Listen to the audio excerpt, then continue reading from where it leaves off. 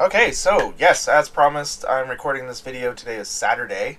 However, we kind of have to get this all rolling and have this recorded for you for technically Monday, even though Monday is Family Day. However, because Georgian College is delivering the courses asynchronously this time, this is the way we deal with holidays. So yeah, there won't be a live class. Do apologize for that, but well, actually, I don't apologize for that. It's not my fault. It's college's fault. So if you have a problem with the live class, then you need to take it up with them. But yeah, so we're not doing a live class today, obviously. If you do have any questions, so feel free to reach out to Slack. Now, I did make this lesson so that it's kind of quick. It should be hopefully not much more than maybe an hour and a half. So we'll get it out of the way. No labs, no quizzes or anything, but definitely pay attention because the material inside this lesson will be assume that you know it for the next lesson, and I won't be, pausing to deal with that. So make sure you do cover this lesson. Yeah, so anyways, this is lesson 5. Lesson 5 is going to deal with validation, sanitization, and normalization, which is a good bridging point from, well, actually the last lesson is a good bridging point to this lesson. So far we've done CRUD operations, we've created, we've read data, we've updated data, and we've deleted data. Now we need to take a look at how we should be properly dealing with user data, because users, when they give us data, we need to process that data properly so that we can be ensure that, one, the data that's going into the database is in the format that we expect it to be, as well as making sure that the data is the correct type of data that we're looking for, and also to make sure that they aren't attempting to hack us with something like SQL injections or cross-site scripting code that they're trying to inject into our database. So these are important things that we need to consider when we're actually working with data. So as I said last week, let me just jump over. Usually I'm a little bit more prepared than this. I should have had this open. Anyways, last week we talked about updating and deleting data. We added some actions to our table, an edit and delete action. We took a look at query strings, right? A little bit more in depth. And we've talked about query strings a few times now. I'll zoom in a bit here. We've talked about query strings a few times now. Query strings are denoted by the question mark. Then there's a key of some sort that you want to use as your reference point. And then we make it equal to a value, right? And the whole purpose of a query string is just quick data for us to be able to do lookups with, which in this instance we used it as a lookup to look up the edit row that we want to edit so that we can pre-populate our form. So that's kind of an important step to understand query strings and how they work. I know there's a bit of confusion between when we use a query string and when we're not using a query string. The big thing about it is that query strings should only be really used when you're not mutating data. So if you're just trying to get data, that's when you should be using a query string. If you're trying to format data or manipulate data, ideally you should be using a form body or a post, right? Like a post body instead. I mean, I don't know. One is as good as the other when it comes to security. There's really no, except for obfuscation, I guess, like there's really no security advantages to using one over the other. However, query strings are generally, the consensus is that you use a query string only for reading data, and you use a post body for posting data to a form in order to manipulate it. So yeah, so we took a look at query strings and we're using them for edit. Now we are manipulating data because we're using a query string for deleting as well. And that is actually causing a manipulation in the database, whereas our query string that we were using for edit was just so that we could retrieve the row, which is, the ideal solution. But that's just for simplicity. Writing a post for deleting data is a little bit more intricate. It does basically mean creating a form, creating the post request into it, and then making the whole thing look like a button so that you can delete. That gets a little bit trickier, and I didn't want to go down that rabbit hole. So we used a query string, but ideally you would use a post body for that. We took a look at actually updating a row in the database, which, I mean, for the most part wasn't too difficult. It's something that you guys have already done in your SQL class when it comes to updating. However, we did take a look at what to do with that data once we have updated successfully and what our next steps were. We did introduce some new methods as well. We looked at the MySQL fetch assoc method, which allows us to grab one associated row, which we used in order to pre-populate our form with some data. But after that point, the actual processing is basically the same. We just take the query that you would normally write into MySQL and we write that into PHP, and then we execute that query, and then that query, does everything that MySQL would do, right? So no real difference there.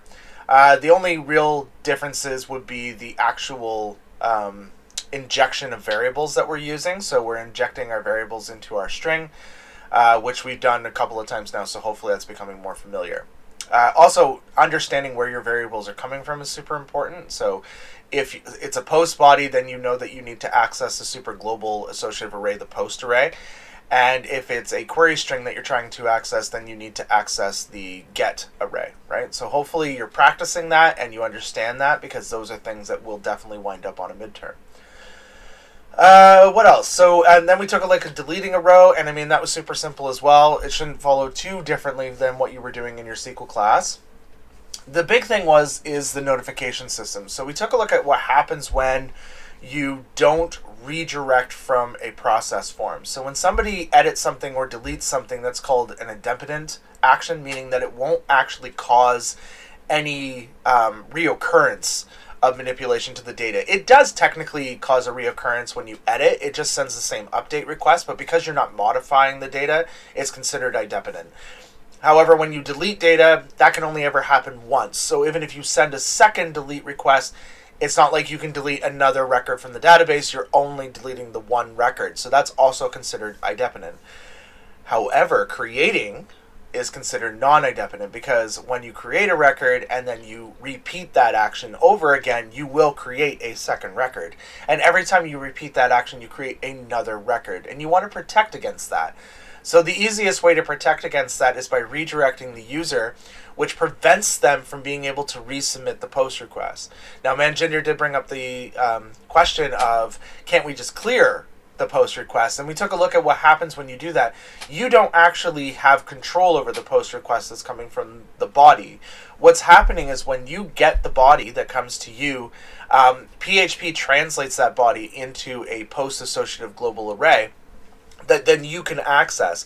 However, if you clear that array in PHP and just change it in PHP and then refresh, the post is still sitting in the buffer. It still comes back to you and still gets processed by PHP just as if you had never touched it. So it's important to understand that you have no real control over that post value once it hits you. So the easiest way to deal with that by redirecting, it causes that post request, it causes that whole request to basically disappear. It's gone. That request is gone, and we're now doing a new request, which means you don't have to worry about that post body being still there. It would be refreshed, and you would have now an empty post body to work with.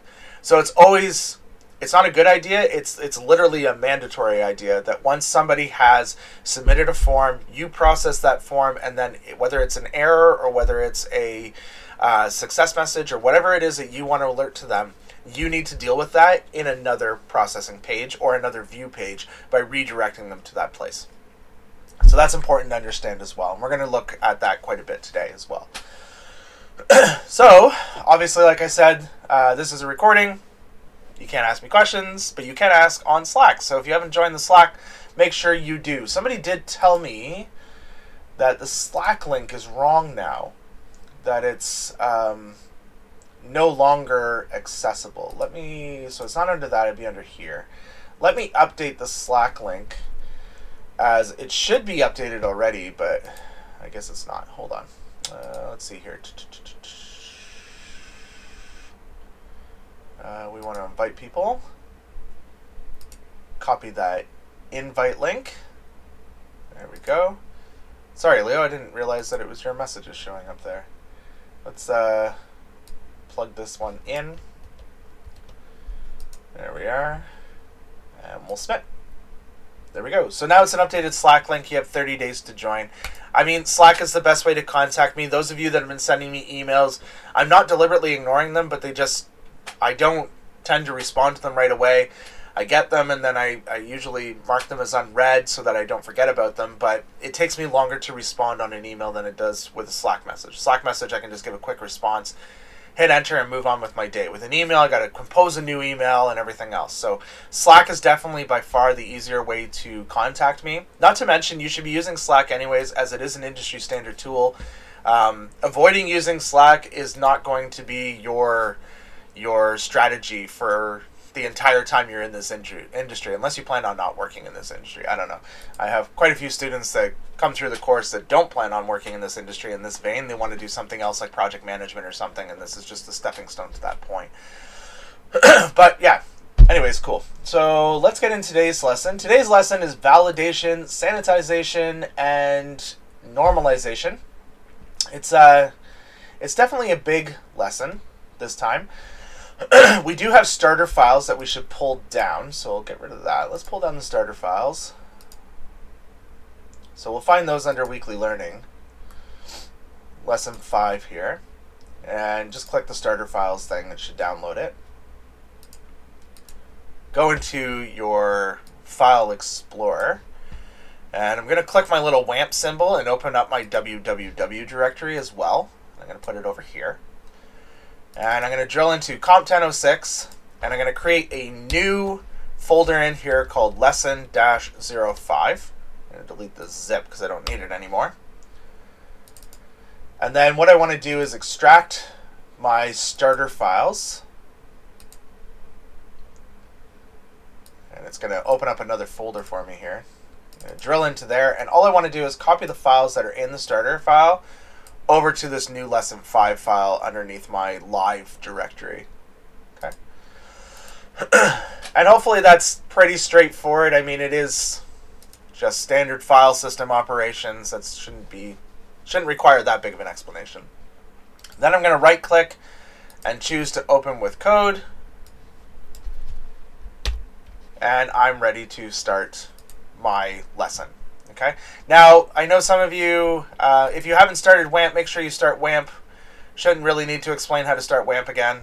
I'm going to go to localhost here, and we want to connect to that directory. So it's localhost comp 1006 lesson 05, enter. And if you did it correctly, you should see this validation, sanitization, and normalization page. Now, if you look at this page, I mean, it's very simple looking, very common looking, and a lot of that has to do, but it does look different, right? And that's partly because what I've done is, here, let me shrink this down a bit because it doesn't need to be that big. I have, where's my index page? I have inserted the Bootstrap Cdn that we did last week. Bootstrap is super handy because it does make things look nice. However, I have also created my own style sheet that you're welcome to take a look at. I did this years ago. Well, a year ago. I did this a while ago, and yeah, I was kind of impressed when it booted up, and I was like, oh yeah, I forgot I did that. So let's go ahead and include that style sheet inside this index.php. So just, I mean, if you type in link and then hit tab, hey, come on. Oh, there it is. It's the top one. It's the second one down, and then hit tab. It will fill in most of the element for you. And then we just want to pull in styles.css and then refresh our page. I mean, isn't that nice? Isn't that pretty looking? It's fairly pretty looking, right? Expand it. It does look nice. I mean, the one in my example looked considerably better.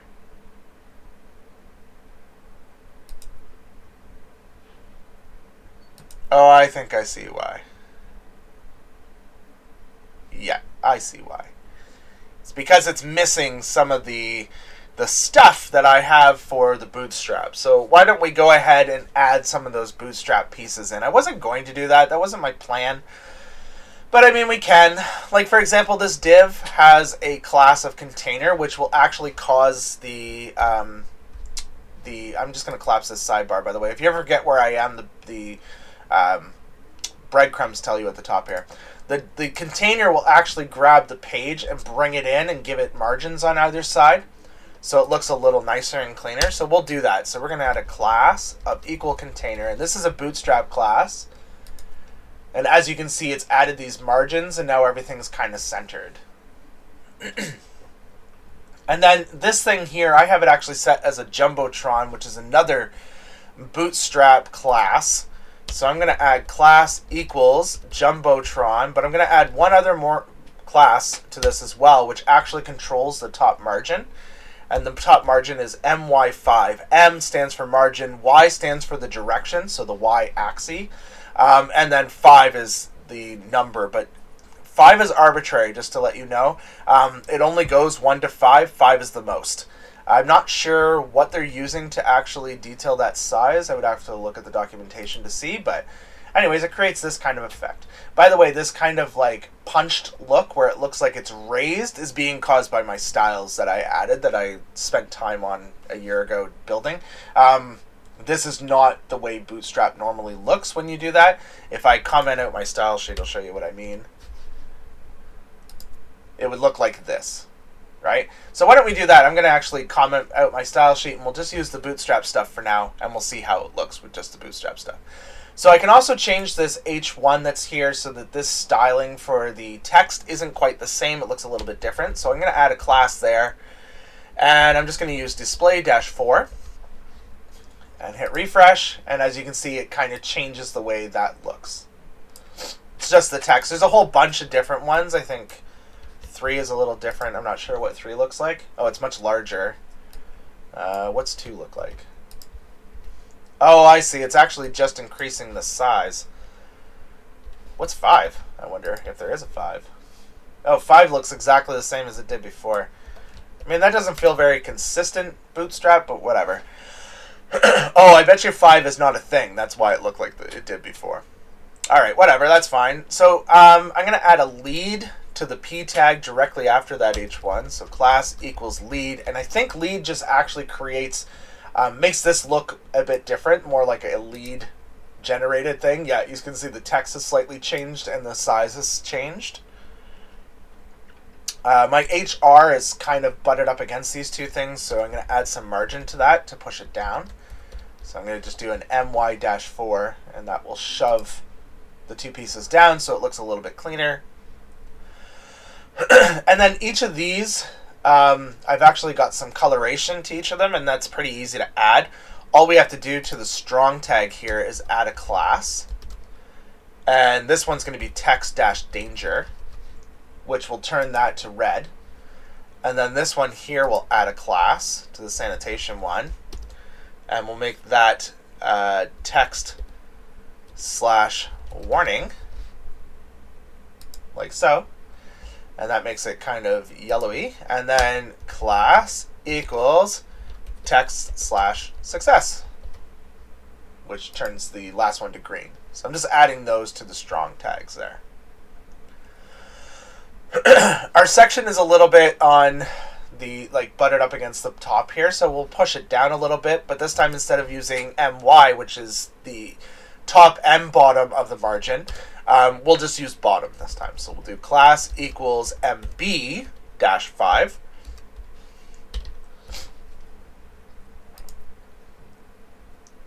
Which didn't really do a heck of a lot. Wonder if it did anything at all. We're not going to do anything to form, but we are going to add some rows. And the reason we're going to do rows and columns is because it will actually allow us to take pieces of these and put them side by side, which makes them a little bit nicer. Now, you'll have to pay close attention because this is like a huge list of divs. So just kind of watch what I'm doing here. Make sure you're on the correct div. You can also go by the line numbers because your line numbers should match up. So this class, I'm going to add in a class equals row, which tells it to just be a row. So as you can see now, it makes a row around these items, and they go side by side now. Now I want to basically define that this is one column and the next one's another column. So I'm going to do class equals col. There we go. So now you can see they're nicely separated and they're in their own columns. And then I want to add a form group around this label and input,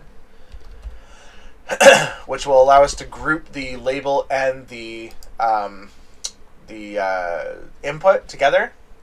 And then on the input, I'm going to add a class of form control.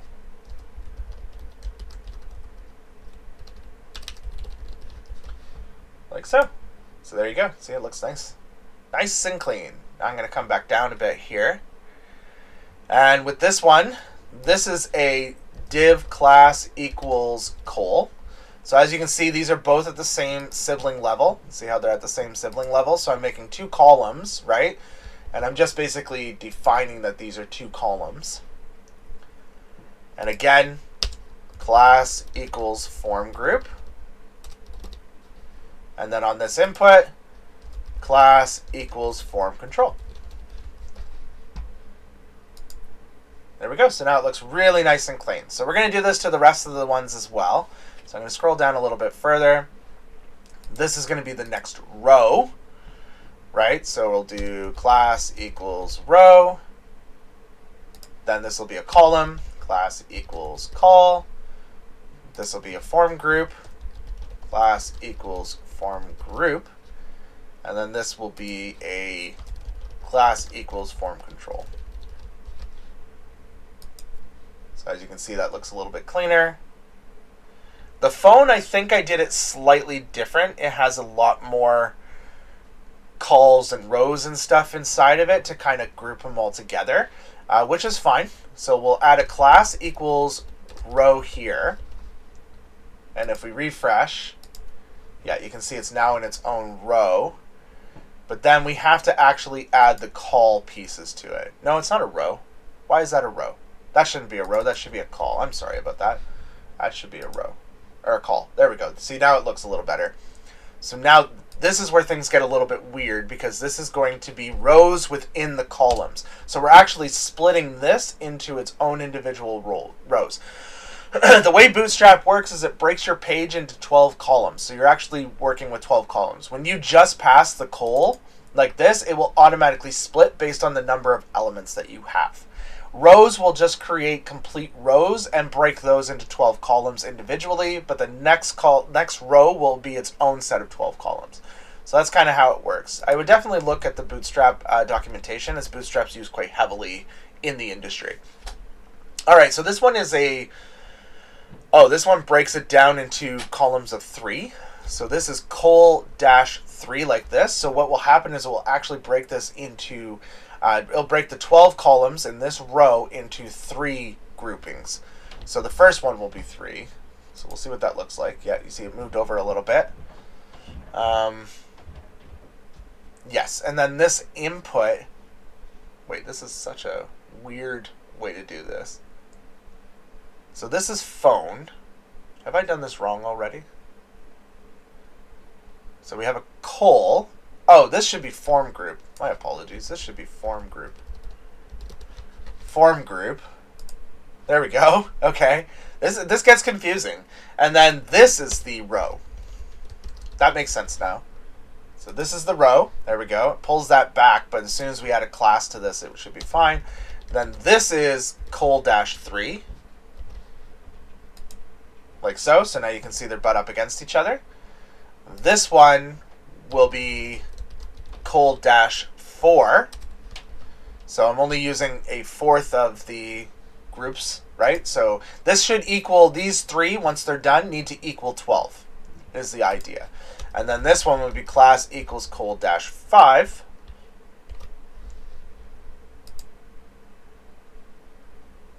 I jumped on pages there. And now you can see that that equals the correct amount. Now each one of these needs to be defined as a form control. So why don't we just hold down our Alt key, click beside each of these input tags, and then at the same time add form control. And there we go. Doesn't that look nice and clean? That's super slick. I like that. All right. Cool. So that's that one. Now we're back down to the next row, which is our address information here. So we'll add a class of row to this as well. And then this is obviously going to be a column. And then this will be a form control, or sorry, form group. And this will be a form control, this input here.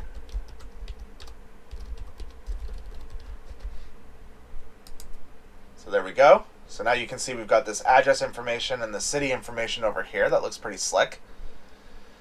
This is in line with this form group, so we just need to add another form group here.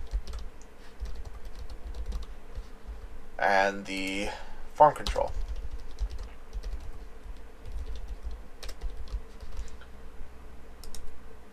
we go. So that looks really nice and clean.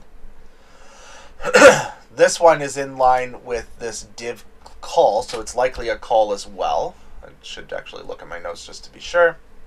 Yeah, it's a call as well. So we'll turn that into a column. And as you can see, it now makes this properly split. Then this is a row. So you can see it pulls that back. And then this div is a call. So you can get into kind of like Bootstrap hell here, because you wind up with a lot of divs and columns that are just really for placement, which can get a little bit tedious. And then class equals form group. And then this is obviously class equals form control. There we go. So it did kind of push the M to the bottom there, but we'll see how this actually works in the end. So this is a col, and it's a sibling of this guy. So this is likely class equals col as well. This is definitely a form group. And then this is definitely a form control. And there we go. We'll refresh. And that looks nice and clean. I mean, it's hard to tell because this looks better like that probably. There we go. That looks a little bit cleaner. All right, we're almost done. This is another column. Are we putting 3 columns side by side? What? No, we're not. We're doing a row on that one. All right, so let's add a row to that one. So this is class equals row. And then this would be class equals column. And this would be the form group again. And then this would be the form control. Now you don't have to do this. This is totally, just to make this thing look nice. There we go. This is obviously likely a column. We're almost done, which is good. Class equals form group. And class equals form control. Oh, look at that. Isn't that nice? That is clean. That is super clean looking. Now what we want to do is just make sure our buttons look pretty good, and maybe the subscribe to newsletter looks a little cleaner than it does, because right now it kind of looks gross.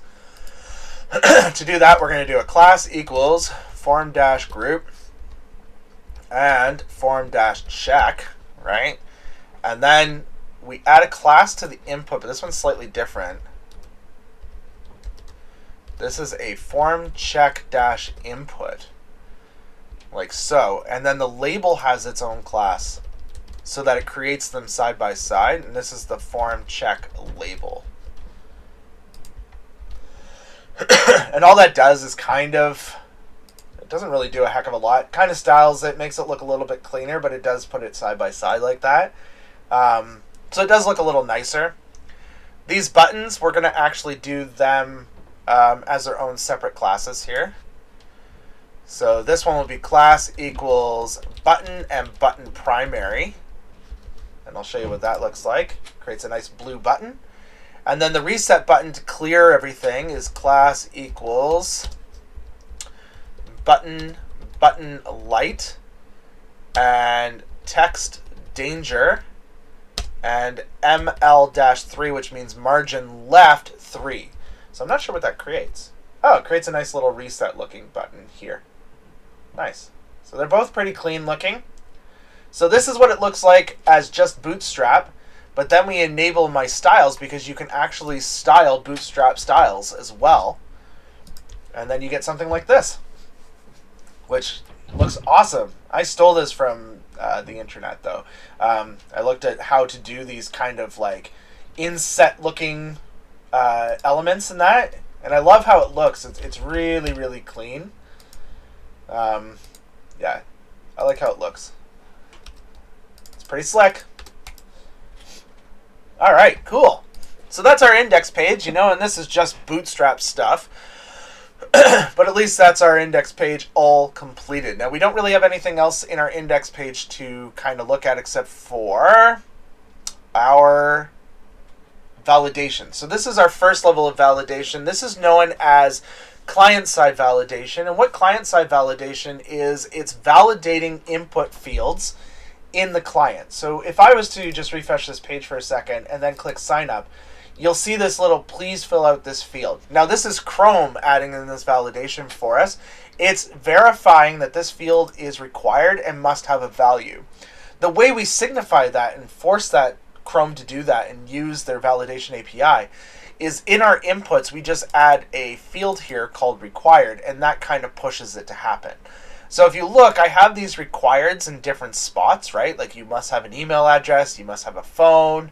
I mean, all of these are basically required except for address line 2. Everything's kind of required, right? The input field at the bottom, the subscribe to our newsletter, doesn't need to be, it's actually disappeared, which is weird. I don't know where it's gone. It's totally disappeared. I can't even see the checkbox. Huh. Must have missed that. Anyways, but all of these basically are required except for that one. And then when you click, it's going to let you know that you have problems, right? So if I click again, it's going to say, no, you need something here. If I click again, it's going to say, please fill out this field. If I click sign up, it says it must have an @ symbol. So like it really really does its best to make sure that you're doing this properly. I don't know if that will pick up. Yeah, you see, that's a bit annoying because it's not actually picking up the pattern. We should technically have a pattern there. I'm just going to ASDF everything here. Yeah, so now it's going to send it off to insert.php because we met all the requirements here. All right, cool. So that's our client-side validation, but client-side validation can be thwarted, right? So client-side validation only happens if you have JavaScript enabled. So you can disable JavaScript, and then that would actually cause client-side validation to fail. You can also write in the form itself. You could like right-click. Here, let me refresh first. Whoops, I keep clicking the wrong tab. Refresh, right-click, choose to inspect. Go find that form, right? There it is right there. And then in here, just write the tag, no validate, like so. And then now I can just sign up because I've just thwarted all client-side validation. So, and that didn't take much, right? So that leads to the whole concept that you shouldn't rely on client-side validation because it's not going to protect you, right? You need server-side validation to make sure that all the inputs are valid, that the user isn't trying to submit some bad code to you, that kind of thing, because that can lead to problems. So you need both server-side and client-side validation, okay? I have worked for companies before that have done only client-side validation thinking that was enough, and had to school them basically on understanding that you definitely require server-side validation as well. So it does happen out in the industry, and that's something that you guys need to protect against, and also to ensure that you're not allowing the companies you're working for to do that, right? They need client-side because it's a good user experience, but that's all it is. It's just a user experience. You have to have server-side in order to make sure that you're not getting, screwed over in some way or other. Okay, cool. Awesome. That makes me happy. Let's, what are we going to do now?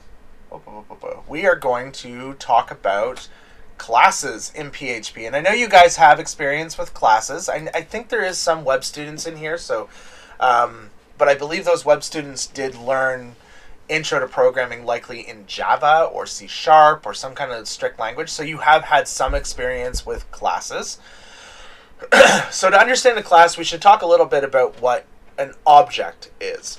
So an object is an instance of a class. A class is a blueprint, right? A class is a blueprint that describes what an object is going to look like.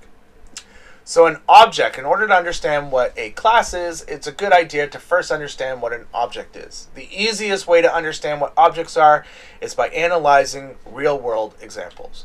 So let's take a look, for example, at a car.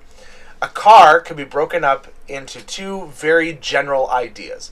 One is properties that kind of describe the car, and two are functions that basically describe how the car operates, right? So when we think of properties, we think of things like the transmission type, it's an automatic or a standard. The body type, it might be an SUV or a sedan or a van or a truck or something like that, or some super sports car. The make, right? So it's a Ford or a Chevrolet or a Nissan or an Acura, right? That's a property. The manufacturing year, the color, the fuel economy, the trim type, the number of wheels, stuff like that is all properties. It's things that describe essentially what the car looks like. An easy way to think of that is that you can think of them as adjectives, right? So if you're looking at an adjective, then that is the property of a car, right? So they're adjectives. They should never be verbs. That's the idea, that your properties should never be verbs. However, with functions, they should always be verbs, right? So the functions of a car, its acceleration, its direction, whether its lights are on or off, whether its radio is on or off, whether it has climate control turned on or off, its turn signals, like whether left is activated or right is activated, the direction it's turning in, stuff like that. All those are important details that describe its current motion, right? What it's actionably doing. So like I said, objects are made up of properties and functions. Properties are words that describe an object. Adjectives, right? Properties may toggle a capability, like whether or not it has lights, but it should never ever provide functionality. So it shouldn't be something it's operable. Functionality are the actions the object can perform. So we consider those to be verbs, right? So actionable things. And objects are unique constructs of a general blueprint. So this means that while an object can have the same pattern of properties and functions as another object, they will be different from each other. So when you create more than one car, they shouldn't be the same. If they are the same, then you should be using the one you created before and not a new one, right? They should always be a different object. Sometimes that might be, if you're like doing a video game, yes, two players might choose the same car, but the action there will be that the player, the thing that the car is being attached to, will be different, right? So that, just to clarify a little bit. So what is a class? Well, a class describes that object, right? So it's the thing, it's the blueprint that basically tells us what the properties are that the object supports and what functionality it supports. So you can think of it like a mold for casting a toy, right? While each toy may have a different color, they will behave the same way and contain the same attribute types. A class allows us to define what an object will represent. It helps us to enforce rules around the creation of an object. So let's create our first class. We're going to create a new file inside our template here called class example. Okay, it should be already there for you, so just go ahead and open it up. And then I'm going to rebank the sidebar. So the name of the file is completely unimportant. It has nothing to do with anything, right? But generally the convention is you name it after the class that you're working in. So I think PHP convention is to call it class and then give it the name of the class, _class, right? We're going to do something a little bit different. We have been typing PHP scripts with closing and opening PHP tags. That is required if you're going to start typing HTML underneath. That is required. You have to close out the block.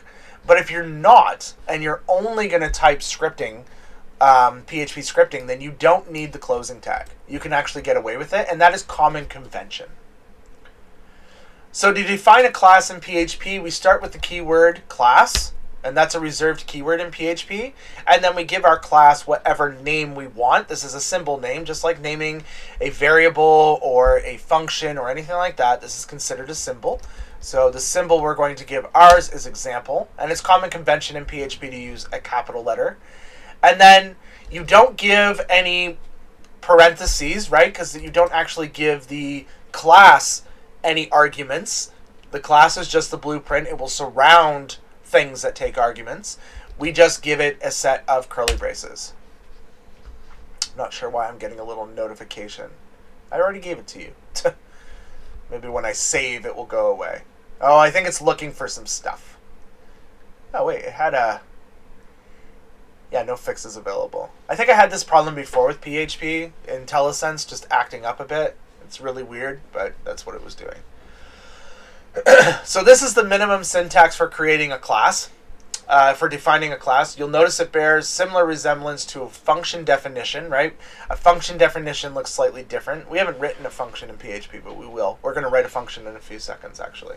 But a function definition really just looks like this would be the word function, example, but then there would be a set of parentheses here. That's the only real difference. We use the class declaration, provide it a name, right? So this is the class declaration.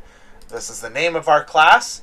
And then a block. So just like with for each loops or for loops or any other type of block structure, this is our block. All of our properties, which are our descriptions of our object, and functions, which are our actions, will go inside the block. So let's add two properties, one to store a message and the other to store a secret. So in order to store, I like to separate these out. I know you notice this, like there's this new line here and new line here. That way it makes it a little bit easier to read. So message is going to be available to everybody. I want to make it absolutely accessible to anybody. So I'm going to create a public message property and a private secret property. Shh, it's a secret. So public and private are known as visibility modifiers. They define the scope of our property. Public means the property can be accessed by the instantiated object, which we'll see in a bit. Private means the property can only be accessed within the class definition. We use public and private to restrict access to various properties as well as functions. There is also protected. Protected is around as well in case you were curious. So notice each property doesn't have a value assigned, right? These are just declared, okay? They don't actually have values assigned. We should actually do that by either creating setters and getters, or we might do that in our constructor. So let's create a constructor. The way we denote a constructor is with 2 underscores, right? Not 1. And it's kind of hard to see that. You have to do 2.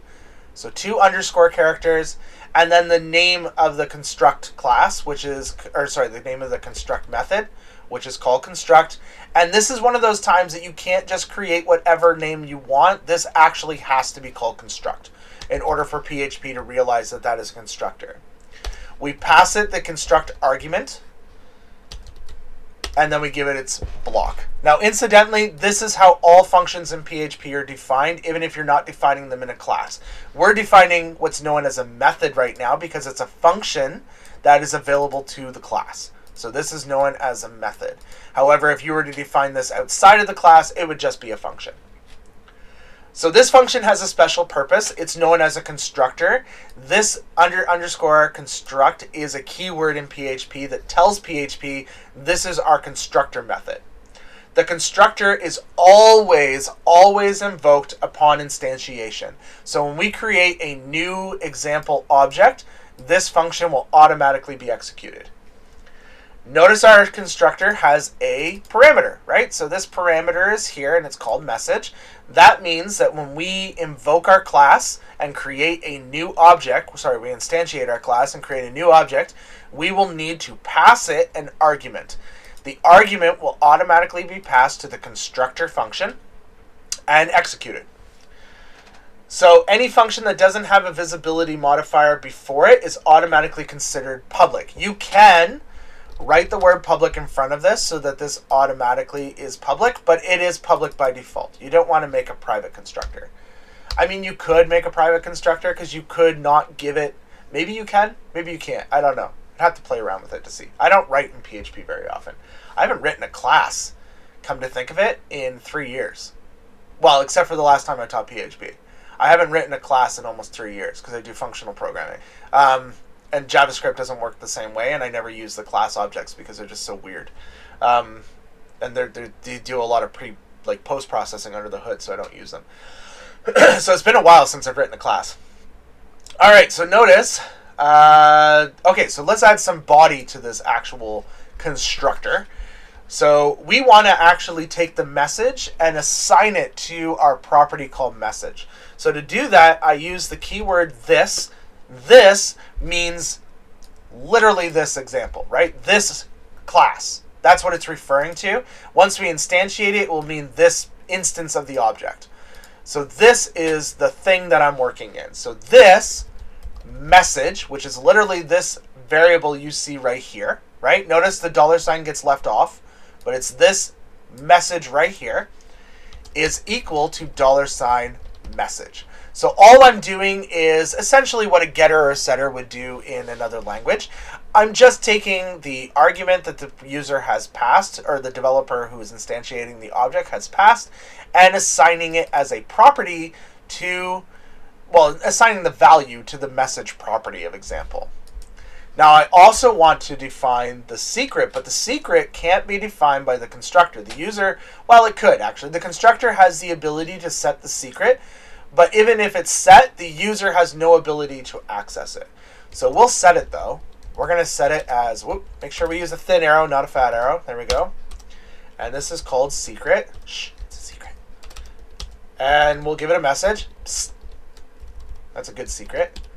And finish that with our semicolon. So now our message has a secret. Now PHP 7, even though my lesson plan doesn't show this, actually introduced the ability to data type arguments. And that's a good idea, data type parameters. So we can actually state what parameter type this needs to be. So we could say this is a string. And that actually enforces that this particular message has to be of string type. I'm pretty sure that's how you data type. Hold on, let me just double check. PHP data type function.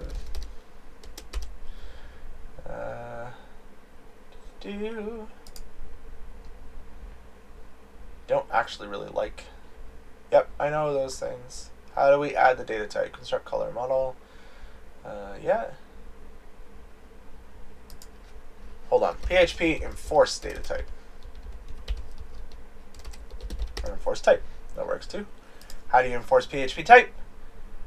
Yes. Okay. Yeah. So exactly. You just put the name of the type before the actual thing that you're working with, and then that kind of enforces that type. So this is how you would data type. You don't have to, because PHP doesn't care. So you could leave it off. But if you really want to enforce it, you can add it. And then what will happen is if somebody tries to instantiate this with, say, like an integer, it won't work. They have to have a string. Okay. That only works on functions. I don't think you can do it in front of variables. At least I don't think you can. Maybe you can. I mean, it's not objecting to it. It's not throwing any errors. No, you see, now we've got an error here. Yeah, unexpected string. So unfortunately, you can't data type the variables, which kind of sucks. So you get data typing enforcement, but only partially. Like, you just don't get a lot of it. Yeah. I don't know why this is freaking out anymore. It keeps saying that it can't see these curly braces. Maybe they need to be on the next line. Maybe that's... Nope. No, it's just being a weirdo. I've had this problem in the past with the PHP IntelliSense not working properly with these curly braces, and I'm not sure what causes the problem. Alright, cool. So, this is our constructor, but our constructor is not a function that we call. It's a function that does get called on its own automatically. We will be passing it a string, but right now our class actually doesn't do very much interactively for the developer. They can create an example object, but there isn't a hell of a lot they can do with it. So, what do we want to do? So anyway, notice the keyword this. I'm reading the lesson plan now. Notice the keyword this. This is our keyword this. That has been used. This is a variable that is immediately declared by PHP when our object is instantiated. So PHP will automatically create this variable and assign it the whole class. It refers, sorry, the object that it created. It refers to the object itself and all of its defined properties and functions. This has global scope. So when I say global scope, that doesn't mean outside of the object. It has global scope within the object. Anything assigned to this will be accessible within the class definition. That means the values that have been assigned to this message and this secret in the constructor will be accessible from within other functions in the class. That doesn't mean externally, though. You can't just call this externally and access these values. You can only access them through example and only if they have a public visibility. Order of operations matters here. If you fail to assign a value before attempting to access it, you will get an error. So if you were to do this and set this as public message and then try to access it before this line had been defined, it will actually throw an error as this being not accessible. So we're going to define a way to display the value of message, and we'll do that with a function. We'll create a new method, and we'll make it a public method. I know I did say that they're public by default, but it is a good idea to actually establish that they are public. We should write that in front of our constructor as well, so that people know that these things are public. One good sign of a good programmer is that their code is readable. I know everybody's like, you must add comments, but if your code is readable, you don't need as many comments. And all we're going to do is just echo this message. That's it for now. Now, this time we've used the visibility public modifier to explicitly state our function is publicly accessible. It's funny that you learn more as you go through programming. I keep calling these public modifiers. These are decorators, by the way. That's what these are actually properly known as. They're decorators. And these decorators actually define and dictate what the visibility are going to be. I keep calling them modifiers, but they are decorators. Let's add another function that will modify the message in a super duper fantastically fun way. Sorry, that's a lesson plan. That's not me right now. I'm not usually that uppity at 9:15 a.m. So we're going to create a public function called yell_message. There we go. So this is going to yell the message, and all we're going to do, I oversold it here. I way oversold it. We're going to do string to upper is the name of the function. And we're just going to take this message and rewrite it. So basically all it's going to do is take our message and then turn it into uppercase so that we yell it out loud. That's basically it. So the yell message function uses the PHP built-in function called string to upper. There's a whole bunch of string functions that are available to convert our message to uppercase letters, making it seem like we're yelling. Both the display message and yell message are simple functions. But what if we wanted to access our secret and its value that we assigned in the constructor? For that, we need to define an accessor function.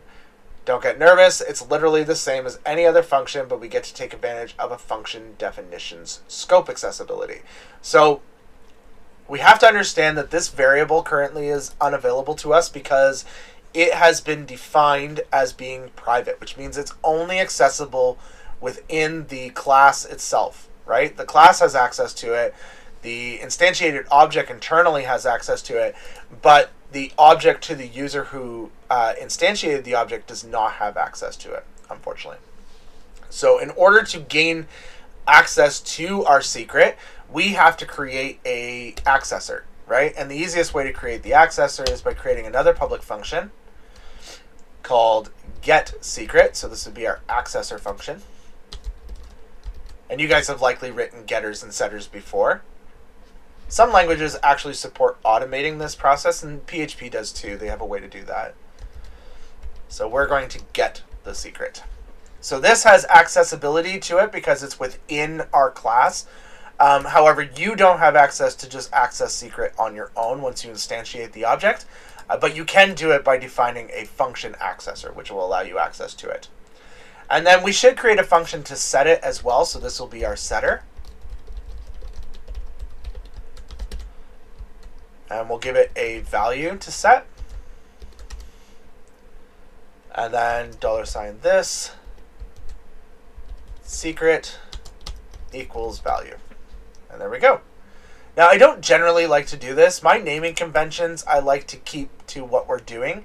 And I can define this as secret, and you might be like, well, that will cause a conflict. But it won't, because this secret variable is assigned to the class itself. The only way to access that variable is through this secret. If I define this as secret, like so, that is fine because it's scoped to this parameter and it's scoped within the context of this method. So this is not accessible. This is not this variable that you see here. It's not the same one. This is that variable. But this variable here is only the argument that's been passed. The only reason I stopped doing that is because I had a lot of students get really confused about that and didn't understand what was happening there. General convention is to use the proper name here, but we're going to use value just to avoid any confusion. All right, here's our class. Isn't that bossing? That's bossing. Gucci, as somebody in the class once said before. Now we want to instantiate this thing, right? We want to create a new example. So we're going to create a new example, and that comes into play with that wonderful keyword new, which you guys likely have experience with from your Java class. But I want to create an example. So I'm going to first create a variable called example, and I'm going to make it equal to new example, and then we need to give it a value. Now, if I give it the value of 5, it should technically explode. So let's navigate to this thing. We'll navigate to class example.php. And we're not getting any errors, so it didn't seem to care. It probably just cast this thing to a string on its own, I'm guessing. Like if we were to call the function example, and I want to call, I want to just call display message. So we'll just add the arrow, the skinny arrow, and the words display message as a function call. Now if I refresh, we get 5. So that's exactly what's happening. It's ignoring the string, and it's automatically casting our value to an integer, which is kind of gross that it does that. I mean, what's the point of this thing if it's going to just treat it as an integer? What happens if we do a float, though? Yeah, you see it allows it. I bet you even if I do true, it'll allow it. Yeah, you see it just casts it to 1.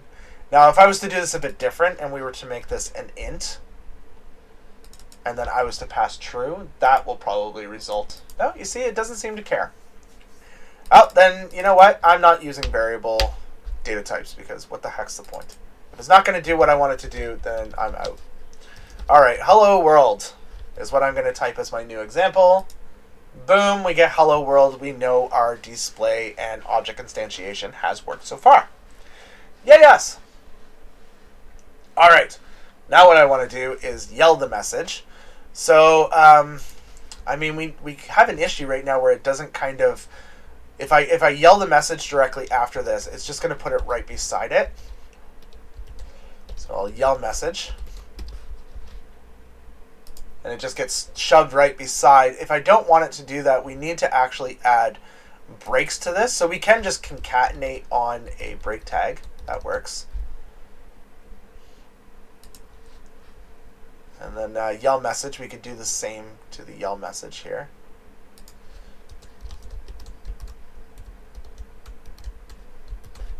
There we go. And then that will just auto add a break tag for us so that we're not dealing with it. And then we can also access our message value directly and set it if we want to right now. So that's the one thing about this being a private or for a public variable, we can actually set it without needing a getter or setter. So if I wanted to modify that variable, I just type in example message and make it equal to something different. Goodbye world. I'm just going to say goodbye because goodbye world just seems so, I don't know, dismal. Who wants to be dismal? Nobody wants to be dismal. And I'm going to yell it. Yo! Ah! Refresh. Goodbye! There we go. That works. But now I can set that directly, but I can't set my secret this way. I can't be like, hey, secret. Shh. Like that. Can't do that. See? Fatal error! Cannot access private variable. What are you doing? You're doing things wrong. So if I want to set the secret, I actually have to type in set secret. And it's a function call, so I can't just do it like that. I have to actually call it like a function. Oh, see? Went away. Now if I want to access the secret, now all I have to do, but I'm going to have to echo it because right now all it does is return it. So we will do example get secret. And boom, there's my shush. Right? So that's how we work with these classes. But now you know that you can't access things like privates and public You can access public, but you can't access the private variables. Those you have to write accessors for in order to access those. PHP classes, there's a lot more you can do. You can create interfaces, you can do traits, you can do anything you can do in other languages, you can do in PHP. It is hierarchical, meaning that a class can inherit from a class, which can inherit from a class, but a class can't. Oh, can it actually? Can PHP inherit from multiple classes? Inherit from multiple classes. I think it might actually support that. It doesn't support overloading though. Can I extend more than one class? Oh, there's a way to like butcher it so that you can do it, but no. So it doesn't support multiple class inheritance unless you do some tricks and hacks. It does support traits. It does support interfacing. It does support some really awesome little things that allow you to write some very meta code. I mean, it's all really cool, but to be honest with you, I don't write a lot of classes in my day-to-day working with JavaScript. I tend to never write classes. I never have, actually. I've never written a class in JavaScript in the last 3 or 4 years now because it's not necessary. And plus, I believe in, what is it? It's not composition over inheritance. I forget the term. It's something over inheritance. It might be composition over inheritance. Yeah, it is. It's composition over inheritance. And what composition is basically building an object with the necessary functionality that it requires, as opposed to creating a class that has all of this functionality, and every time you need something, you have to inherit from it. And then you wind up with this massive object when you're only using maybe one possible thing from it. That just turns into a lot of extra stuff that's not necessary. So because of composition over inheritance, I tend to not build classes or work that way, really. I just kind of build the thing I need and then go forward with that. So anyways, that's my little stint on that. All right, so why did I teach you about classes? Because we're not going to use them a lot. We're actually only going to use it in one way, and that's working with Pdo. So up to this point, we've been connecting to our databases using MySQLi, which is fine, but it's not the best way to do it. We should be using something called a DSL, which stands for Distributive Service Layer, or a Data Service Layer in our instance. That basically acts as an operator to databases. In simple terms, it allows you to connect, prepare, bind, execute, query, fetch, everything you need to do with your database using the same commands regardless of the database you're connecting to. However, it doesn't need to be a SQL database in this instance. The benefits of this is that you can change your preferred database at a later point. So if you start with MySQL, or maybe you're starting with SQLite, and you move to MySQL or you move to Postgres, you don't need to go and rewrite all those queries. They will just still work, right? So that's super handy when you're switching databases.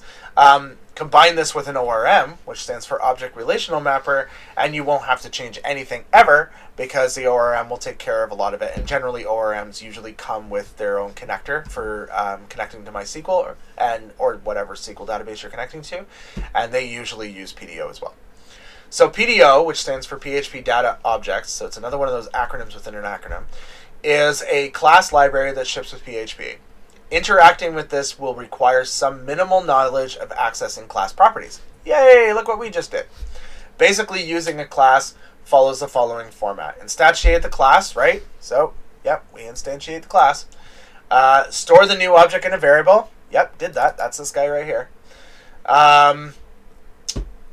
Then basically use a class following the following formats. Yeah, so yeah, that's it. Instantiate the class, store the object, and then access the methods. Yeah, and we learned how to access methods as well. Awesome.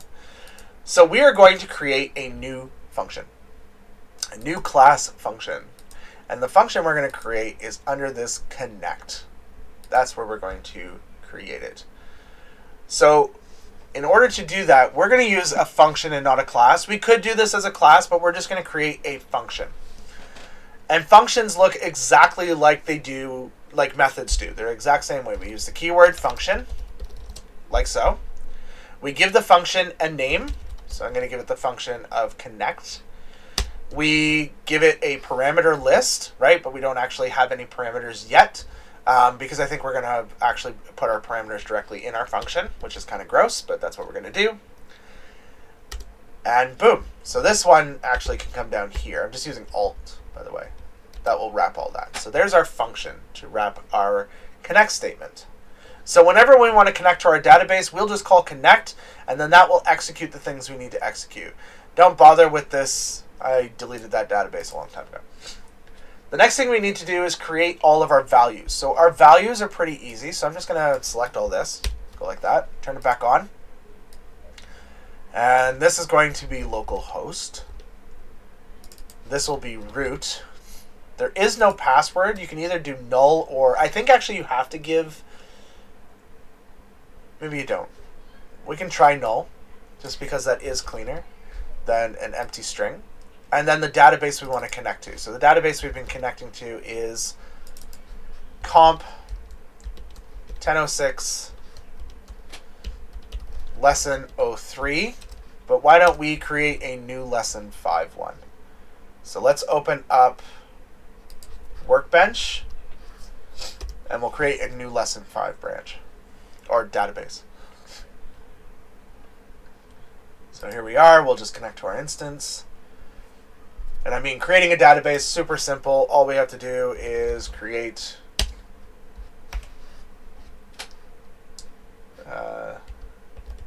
database, and then the name. And the name is going to be this guy.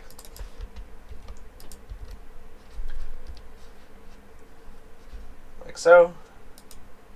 Boom. Refresh. Look, new database. I know I could say if not exists, but we don't have this database yet. So we're creating it for the first time. So that's good.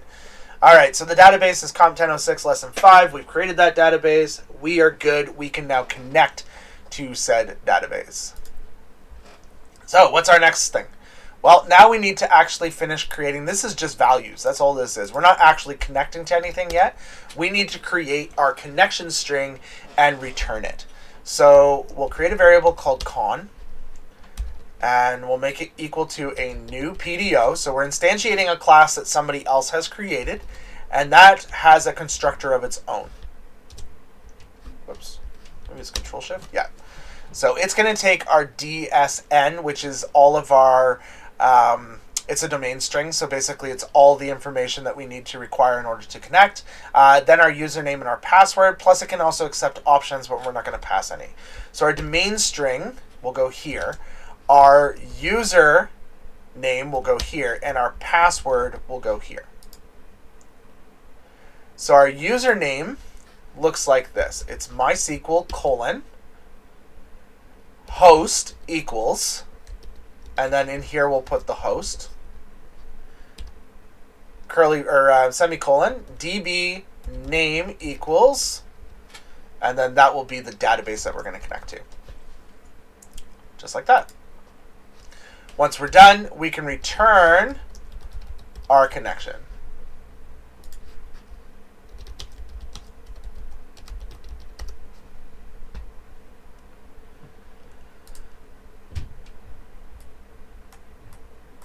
Now I do want to find an example of connecting with PDO, because there is actually some error handling we should do.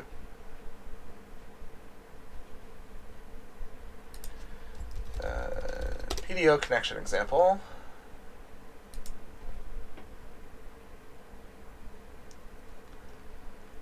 Yep. There's like there's an example of connecting with PHP's PDO where it actually handles also the error handling, and we need to do that.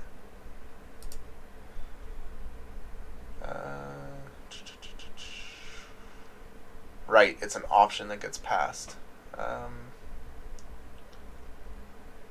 Handling errors. We could write it in a try-catch, but I don't think it will actually trigger properly. Oh, it does trigger properly.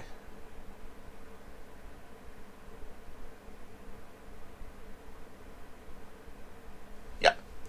All right, so there's another piece that we need to pass into here, which is a set of square brackets.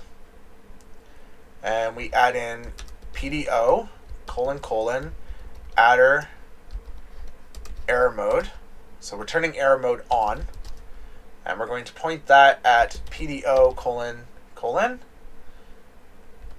error mode exception. Like so. So that will turn on error handling for us. The convenience of that is that now it will actually throw a proper error for us. And I think that's important because if we don't throw an error, we're going to wind up with an issue where some people are trying to get the connection and they're not getting their connection. So we will do this, like so. So yay, we returned the connection. Otherwise, we will catch the connection, which throws a Pdo exception. That's the name of the error. And then in our catch, we can just echo out the message or whatever it is that we're having a problem with. So we'll echo it out for now. We'll write a BR here, though, so that it creates a space around our error message. And then in here, we can just write the error message, which is just $E and then get message, like so. And actually, we should write the error code, too. I mean, that's the best way to do that. E get code. There we go. That's super nice and clean. So this means that basically if our connection throws an error, this will allow it to properly throw an error. Otherwise, we won't know what's going on. This will actually throw an error now. We can catch that error and then properly echo it out. And then we should return something. So right now the connection will return, we're going to return false in that scenario. So if we don't get our connection, we'll return false. So this will handle the error, catch the error for us, which means it won't blow up our script, but it will stop the connection. And then we should look at the connection and deal with it within our scripts on how we want to actually deal with it properly, right? Okay, so hopefully that makes sense. Let's just recap. So we created 4 new variables, one for the host name. So our host name is localhost, which is our machine. Our username, our password, which for most of you should be null, and then the name of the database on the MySQL server that we want to connect to. Then we create our connection. We pass the host name, so we've done that. We tell MySQL host. We give it a database name, so there's the database name. If you need to add the port, you'll have to look it up, but the port goes, the port goes here as well. So if you have to do that, you just do comma port, and then make it equal to whatever your port is, okay? If you have a different port. Most of you will be 3306, so there shouldn't be an issue. I think one of you did change your port number at one point, so just keep that in mind. So this will allow us to connect to our database. This script is done. All we need to use it is to use include and include it into wherever we want to actually play with this script. So the place that we're going to play with it will be in our insert, right? But we should make sure this thing actually works first. So let's take a look on how to actually do that.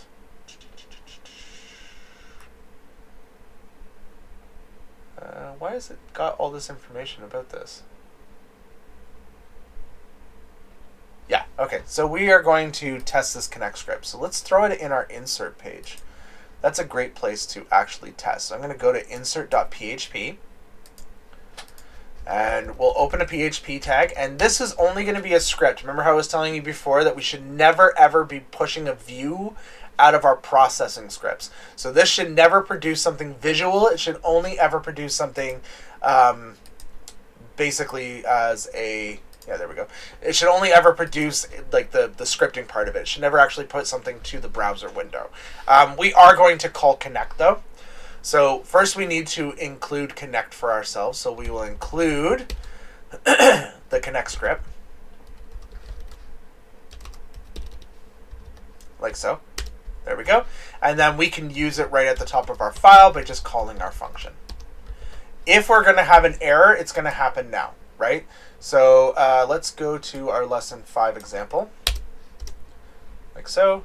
Let's fill in our thing here at asdf.com. There we go. 1.1.1.1.1.1.1.1. ASDF, ASDF, ASDF, ASDF, ASDF, blah, blah, blah. Sign up. All right.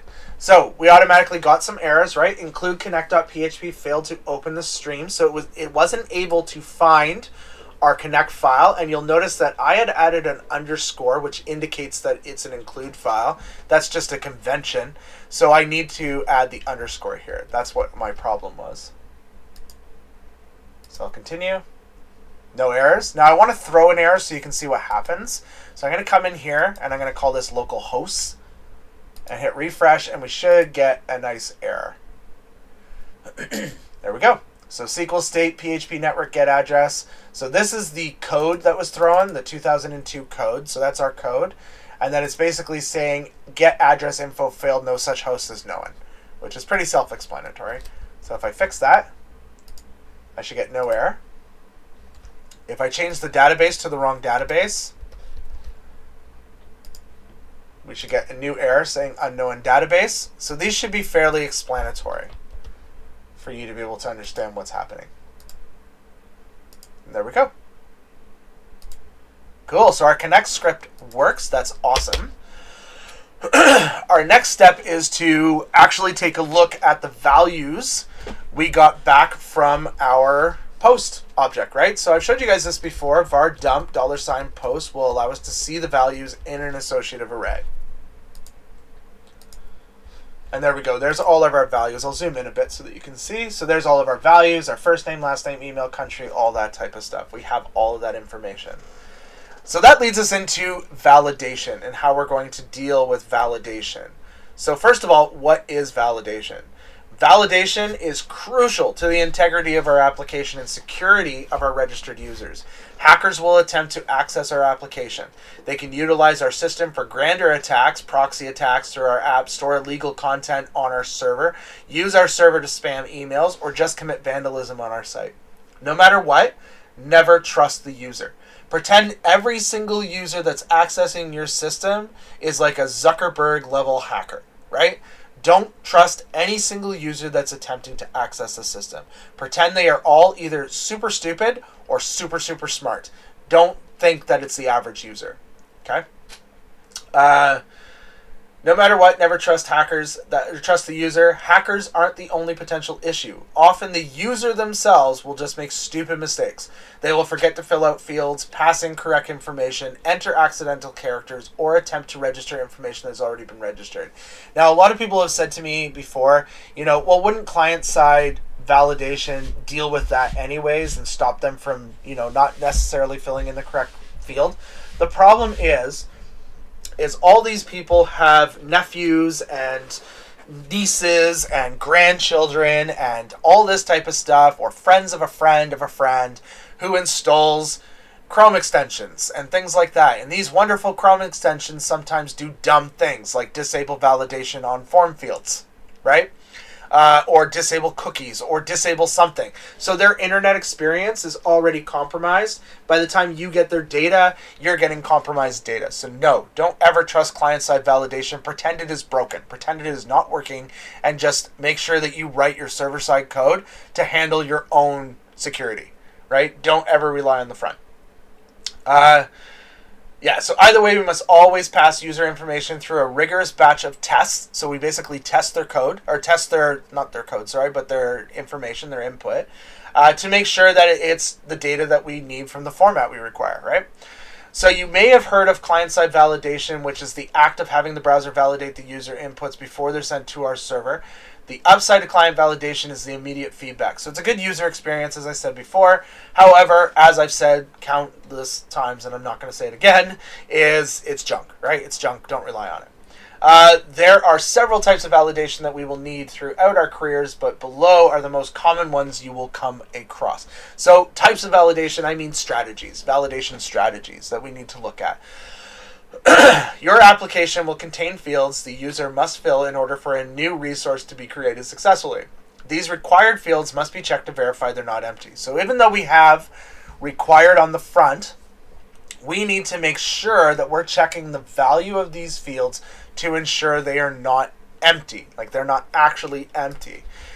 So how we do that, there's a few different ways. We can check them individually, all the required fields, but I have a list of the ones that I know are required. So what I find easier to do, let's write a comment here called validation, or validating empty fields. Okay, So we'll do that. We're going to create a variable called required fields, and we'll make it an array. And in the array, we're just going to list all the fields that are absolutely required. So that's easy to tell. If we go to index.php, we just look for the fields that have the word required beside them, like this, right? So that's how we'll deal with that. Now, I have the list with me already, so it should be nice and easy. So we're going to do first name, last name, address _1, city, province, country, postal code, email, country code, area code, and phone number. So there we go. That's all of our required fields that we're going to work with. The next thing we're going to do, because we're basically validating the same type of validation against each one of these, we are going to just loop through them. So we're going to do a for each loop here. The first value is the array itself, so required fields.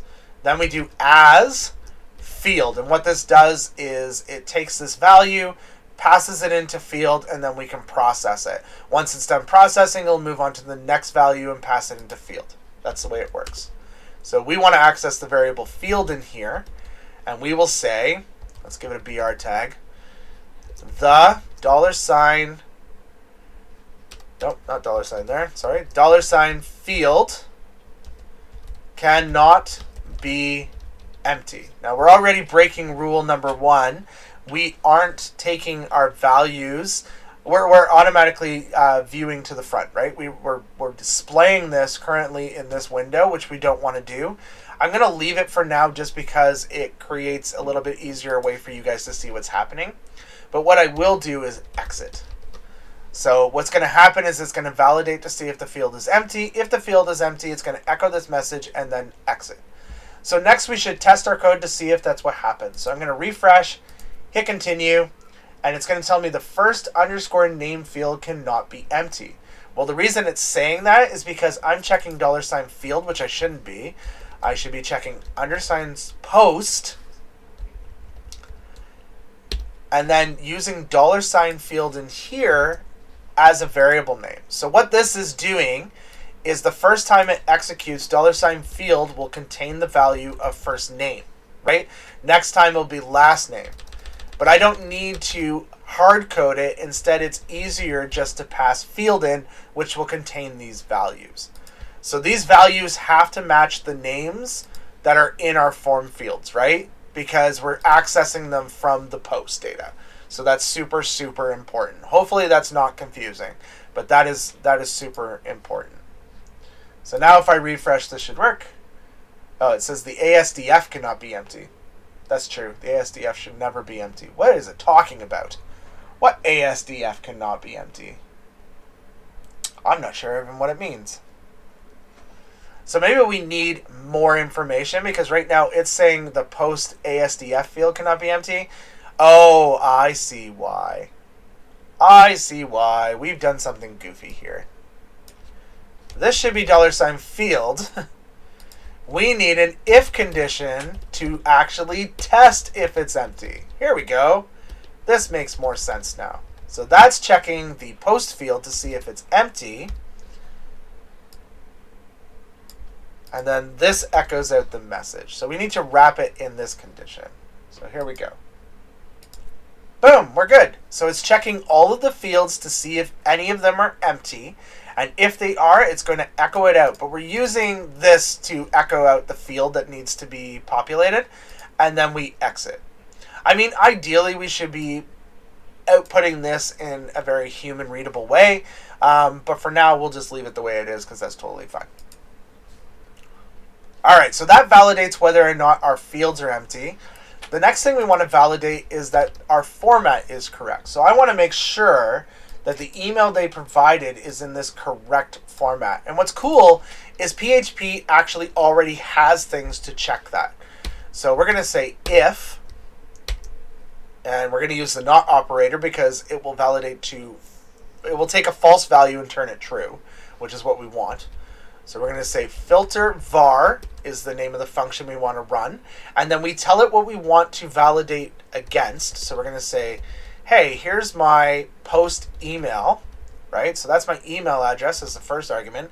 And I want to know if it is a valid email, right? So that this is a keyword written into PHP that we can use. And so it's going to return back true if it's valid and false if it's invalid.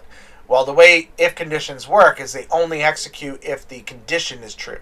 So if this returns false, which means it's an invalid email, we need to reverse that condition value to true so that we can actually execute some code based on the fact that it was invalid. So I'm going to do echo br. And we are going to say the email, let's spell email with the actual letters it uses, isn't in a valid format. Please correct it. And we'll exit again. If you remember, exit or die just kills our script. So if I refresh, we're not going to get an error because this is currently in the correct format. So let's go back for a second, and I'm going to go to index.php and we're going to break our form. In our form, I'm just going to add no validate because I want to be able to test this page without all these issues, right? So first thing, if I click sign up, sure enough, the first name cannot be empty because it fails on that field, right? And you can test each of these, right? You can do ASDF, sign up, last name needs to have a value, ASDF, ASDF. Yes, I know what I did there. ASDF, ASDF, ASDF, ASDF, ASDF. I love how all of these, including the number fields, supply numbers. The email isn't in a valid format. Please correct it. So let's go do that. So that helps us to test that this is working properly. So there we go. And our error goes away. So we'll leave no validate on just so we turn off the whatchamacallit type of validation. So we should validate that the numbers we're getting back for area code, country code, and phone number are actually integers. The reason why we're not doing that is because a lot of people will actually publish that information in a bizarre way. So if I was to enter in my phone number, I might do 705, for example. Sorry, actually, this isn't the area code. I might do +1, right, if I'm in a place where that would happen. And then I might do 705. And then I might do 555 with a dash, 5555. And the important thing to note is that people will format their phone numbers this way and not just put in the numbers.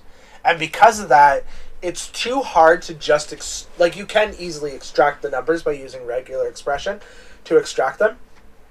But the thing is people enter in this information with these symbols because some area codes and some country codes require those symbols to be entered when you go to call these numbers. So this is important. We kind of have to leave this in place to just format the phone number that way. I have written systems. If I'm only selling to Canada and the US or something like that, then I might force these to be just the numbers I want, right? And not allow for other numbers to be put in. That's also possible. So we could validate the phone. We're not going to. All right. That takes us to the end of validation. So we have ended our validation. Validation is, I'm going to say okay. It's not good. It's okay. Right? It's okay. We could validate further. We could, even verify that the email is an actual supported email address. PHP has a built-in way to test that so that it doesn't bounce back. We could test that the address information exists by, reaching out to an API and checking the validation of that address, that kind of thing. Make sure country, province exists, stuff like that. But we're not going to. We are just going to leave it as this. This person lives in ASDF, and that's the end of that. All right, normalization. Normalization is... hold on. I've got sanitization first, not normalization first. Oh, okay. Yeah, I guess we'll do sanitization first. It doesn't matter. Sanitization, they all have to be done. So sanitizing is crucial to the integrity of our application and the security of our registered users. A potential hacker can use our form input as a way to submit a SQL injection attack or a cross-site scripting attack. Or just flood us with potential spam, like ads, into our form, so we have to see that information, which is usually just vandalism. Vandalism helps us to strip out any of the code. Validation, helps us to strip out any code the user may have put in, and illegal characters. That's not validation, that's sanitization. Sanitization allows us to basically filter out any garbage. That's the idea. Just like with built-in validators, there are also built-in sanitizers into PHP that allow us to be able to sanitize information. So these will ensure that information we get is correct. The one big thing it does is it will go over strings and automatically sanitize them, removing any scripting characters. So if they put in like a script tag, or even HTML for that matter, it will strip it all out. So we're going to do that. The easiest way to do that is by just rewriting back to the value that we were. So we'll write a for each loop here. $ required fields. We'll just use the same variable we used before as required field.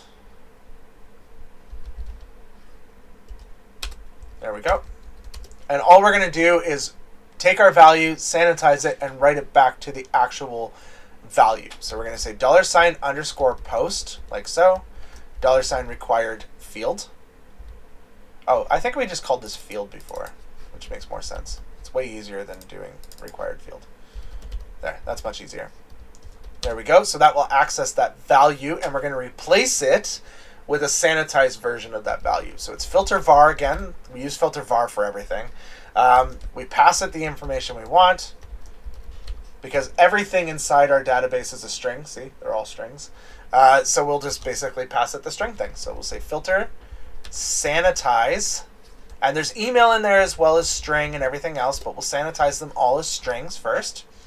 And then we'll sanitize the email separately by just doing $_post email equals filter var $_post $field and filter _sanitize, and we want email. Can also do like URL and stuff like that. And then this is a good point to var dump our $post so that you can see what's happening. Now it's not going to show anything changed. Everything should be the same, except for our email has been completely tampered. Oh, right, because I didn't do email here. Sorry, that was a me problem. Let's try that again. There we go. As you can see, everything looks the same. So let's go back and add in some bad stuff. So let's add in a small script tag here. Here's my script tag. And we'll just prompt. Actually, we'll alert. That makes more sense. Alert. This is a bit of JavaScript. I'll even write it correctly. You've been hacked. Ha ha ha. I hacked you. Sign up. So as you can see, inside here we have this script tag, and if this was to load up on the page normally, if I was to echo this, this would actually result in us being hacked. So let me show you exactly that. Right up here at the top, before we do any processing, before we do any sanitizing. So here, before we do any sanitizing, we've said everything's okay. I'm going to echo out that value, and you will see what I mean. Continue. See, you've been hacked. Oh no, the JavaScript executed. I've been hacked. What am I to do? Right? And that's being caused because this script alert has happened. Now, if I take that same line and bring it down here after we have sanitized this and refresh, all it does is output the alert here. It doesn't actually execute the JavaScript code because we've sanitized it and it's replaced everything inside of it with just HTML character codes. Nice and clean. We have thwarted our potential hack. By the way, I will send you guys hacks. I will do that in your form fields to test whether or not you have sanitized properly. So that is a thing just to be aware of. All right, so normalization. The string fields convert to lowercase and capitalize the first letter.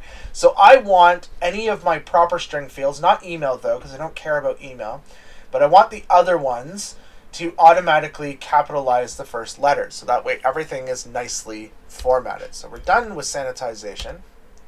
Sanitization is meh. It's okay. Not meth. Oh, that's not the Saturday I want to have. Normalization. There we go. Let's normalize some words. So we're just going to capitalize some of these. I'm just going to do first name and last name for now, just to show you what it should look like. So we'll just do them separately. We could write a for each loop, and you should challenge yourself to do that anyways, but we'll... Oh, no, actually, I did this properly. Let's do it properly. So we'll do for each $required fields as $field. I see what I did, and I kind of want to show you this. So we don't want to capitalize the first letter of email because that's not necessary. So we want to skip that. So what we can do is check the value of the field, and if the value is email, then we'll continue. By the way, I've had people ask me before what all these equal signs mean. This means strictly equal. So no matter what, this is the data type of a string. Also, it says email. That's all that means. I don't know why I use equals all the time. It's just common for me too. I think linting is the reason that I do that. Then we're going to check the field. And we're first going to lower it. So we're going to lowercase it all the way. So no matter what, we're lowercasing the values in the thing. And then we're only going to uppercase the first letter. So we'll say equals UC words. UC words. Actually, that's not just going to uppercase the first letter. It'll uppercase every word that it finds within the string. $field, like so. And if I refresh, continue, see it still says alert you've been hacked. We need to get rid of that as well. And I just want to output the var dump here. So we'll var dump so that you can see the difference between the two before. $post, yeah. There we go. So now we have everything. As you can see, this is automatically capitalized, each of the words. This one's now capitalized. Notice it skipped the email address. Phone numbers are obviously not going to be affected. This one has been capitalized. It didn't capitalize address to, and that's because we never included it as a required field, so we're ignoring it. So that's bad. We should actually deal with that one, but whatever. We have the city, right, which has a capital letter, and the province, and the country, and the postal code. All of these have been capitalized for us. So now all of our data is fairly normalized. However, we can normalize the phone numbers, and it looks like when I did my construction for this, that's exactly what I did. I did actually go through and normalize phone numbers. It looks like I also went through and normalized address information. Yeah, there's a whole bunch of stuff that I just went through and did all the normalization for, which is super cool. So I will post the finished version of this as well so that you have it, and you can take a look at all the different methods to do the normalization yourself. But I think I'm going to move on to actually doing the last part of this. So the last part is to connect to our database using our Pdo connection. Now I shoved the connection up here, but we'll actually move it down. We don't want to perform any connecting until we are done validating, normalizing, and sanitizing. Then we will connect and insert. So let's connect and insert into our database. DB. There we go. All right, so first thing we're going to do is connect, which we did. Then we're going to write our SQL statement to enter all this information into our database. So I'm going to say insert into contacts. So we'll need a contacts table. I haven't created one yet. And we'll do it this way, like so. Okay. The cool thing about this that I like is we're not using string templates in this scenario, so we're not inserting a bunch of post values inside here, and I think some students find this a little bit easier to work with. So we're going to need to enter in the first name, the last name, the email address, the country code, the area code, the phone number, like so. The address 1, the address _2, the city, the province, the country, and the postal code. So lots of information to go into our database. But what's cool is all we're going to do is bind these values. We're going to put in placeholders, basically, that will allow us to bind the values. Hold on, let's see.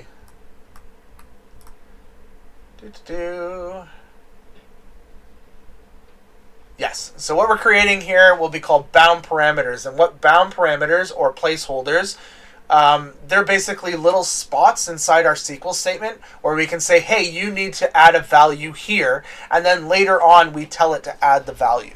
So the easiest way I find to do this is by putting my cursor next to this word. I held Alt and Control and press down, which creates a little cursor across all of these.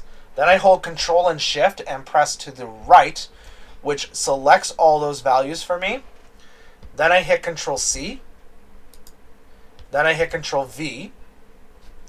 Now I'm going to hold Control and Alt and go up,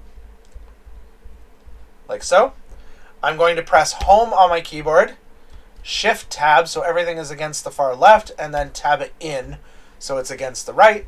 Add my colon, press Function in N, add my comma, and there my bound parameters are already there. That made that super easy. So I didn't have to type it all out again. It was much simpler. And make sure you remove that trailing comma or PHP will blow up when it goes to execute the SQL. SQL doesn't understand trailing commas. So the first step is to prepare our SQL statement. We're going to take this SQL statement and we are going to prepare it to be written. So I'm going to say $Stmt is the common convention. My connection variable, which remember has my PDO object, I'm going to call a method on the PDO object called prepare and pass it in my SQL statement. So prepare will return a prepared SQL statement object, which we're storing in a variable called statement. This object, like many objects, has functions available for use, like bind param. So what it will do is return an object that we can then use to replace all of these values with their actual proper value. But what's cool is it does another round of sanitization, but this is PDO doing the sanitization, which is pretty neat. So we need to bind all of our parameters, and this is going to be a lengthy list of parameters to bind, but we'll do it. I mean, why not? So this is what it's going to look like. So the value is called bind param, and we call it on this object. We give it the bound parameter we want to execute on. So the first one I'm going to execute on is first name. Then we give it the value we want to bind to it. So I'm going to bind first name. Then we do the sanitization part. So the sanitization is what is it supposed to result in, and it needs to result in a string. So this will actually cause this to bind the value to here. So it will replace this value with this, but it will sanitize it as well, which means stripping any HTML or anything out of it. So all that gets ripped out. So it winds up going in correctly. Now we need to do this for all of these guys, right? So the easiest way to do that, do we still have the paste? Aha, we do. We still have the paste. So let's deal with the paste. So we'll add our cursor to the beginning of this line here, like so. Control Alt and press down, like so. Let's tab in so that we're in line. Let's write $Stmt bind param, like so. And then we'll do a quote character and a colon. Hit Control, press to the end, and that will go to the end and add the next quote character. Then we'll do $_post, square bracket, quote characters, and we're going to hit Control V, which should have pasted inside each of those, but because we have first name in our thing, it's not doing it. So let's fix that. Let's click here. Control and Alt, come down here like so, Control Shift and to the right, Control C, then Control, should put us in line. Yep, we're all in the centers. Then Control V. Now everything goes in properly. Function to the end. These are all strings, so it doesn't matter. And there we go. We've just written all of our bound parameters in one go. Last, we want to execute this. So what this has done is it replaced all of these with the sanitized versions and their strings. The other thing it does too is it forces these to be put in as string literals, meaning if they were to add any MySQL code in here, it would not execute. Because we're putting it in as a string literal and we've told it that it's a string, it automatically gets quoted so they can add all the SQL they want in there and it just gets rejected. Actually, it would go in, but it would go in as raw SQL and it wouldn't get executed, which is important. That stops us from SQL injections. So now we're ready to execute our statement. So we call execute on the statement, and that means it will actually take our statement and send it off to our database to be executed. And then that's where we can actually check to see if the statement worked. So we'll do stmt, error code, and we're just basically checking to see if there's an error code. However, it throws an error code anyways, which is weird, but it throws 5 zeros if it was successful. So we just want to basically check that it wasn't successful. So we'll just say echo, there was an issue inserting the row. And we can also var dump what that error is going to look like, not dumped, dump, $stmt, error info, and that's a function call, like so. That will show us what the error looks like. Otherwise, we will echo the row was inserted successfully. There we go. Maybe not so many L's. All right, so let's walk through this again. The first thing we're doing is we're creating a SQL statement. We've run our connection script, which we know how it works. We create our SQL statement, but when we create our SQL statement, we use bound parameters as our values, right? So that we can actually bind to those. Next, we prepare our SQL statement, which basically says, hey, I want this to be my SQL statement, but hey, you've got a whole bunch of these that are going to need values. Then we bind the value to the parameter, right? That parameter is this value you see up here. And we say it's supposed to be a string. So this forces the bound parameters to go in as string literals. Okay, so they will wind up being cast to strings. Actually, I don't think this forces it to be a string literal, but the whole thing stops SQL injections. That's the big thing about it. I'm not entirely 100% sure intrinsically how it works under the hood, but I know this is the proper way. It stops SQL injections. That's the whole purpose. Once we're done that, we execute. It's going to throw an error code no matter what, but if it's all zeros, it means, yay, we're good. If it's not, though, then we're going to have an issue, and then we're going to just var dump whatever the issue is. Now, we should have an issue when we execute this because we don't have this existing table. Yeah, base table or view not found. Contacts doesn't exist in blah, blah, blah. It explodes. So we need to add that SQL table. So I don't want to write that. Do I have the SQL somewhere where I can just look at it? Because that would be super handy. Did I write the SQL in our lesson plan? Because that would be even handier. Where's the SQL? Usually I do smart things and I write all the SQL in the lesson plan. I might have done that and then got rid of it when I went to go look for it.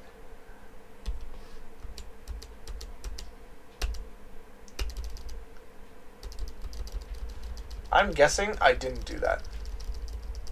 All right, you know what? It's likely in my lesson 7 because that was originally the lesson I wrote.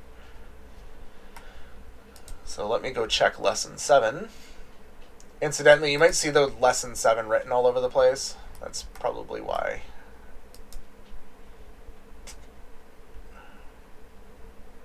Classes in OOP.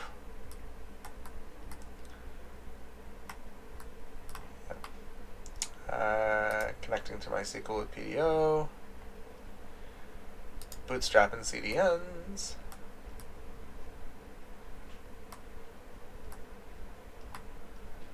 And validating and sanitizing data. Oh my god, as if I have to write this thing. I hate writing this thing. There we go. I mean, that's super annoying. Let's just take this guy and go to the left here. Whoops. There we go. Put this guy on the left. Sorry, put the other one on the right. So we'll go ahead and actually create this table. So we'll just create table contacts. I mean, it's not so bad. It's bad, but it's not bad. I mean, it's not bad, right? Let's create an ID,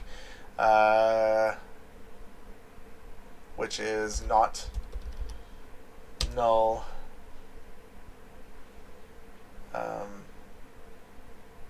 Wow, why can I not remember how to write a SQL statement all of a sudden? Probably because I don't write them very often. That's probably the big reason why. I write them so little. It's very rare that I write SQL statements. Let's go look at the country SQL statement because I can't remember. Right. Okay, so no, it's the data type. There we go. Int 11, not null, and auto increment. There we go. And then we're going to do first name, which will be a varchar of 20 characters because I don't really see anybody having a character or a name that's less than. And we're going to say not null because we're continuing with our validation as well, even at the SQL level, right? So that way, even if they forget or mess up in the server, our table will enforce that validation.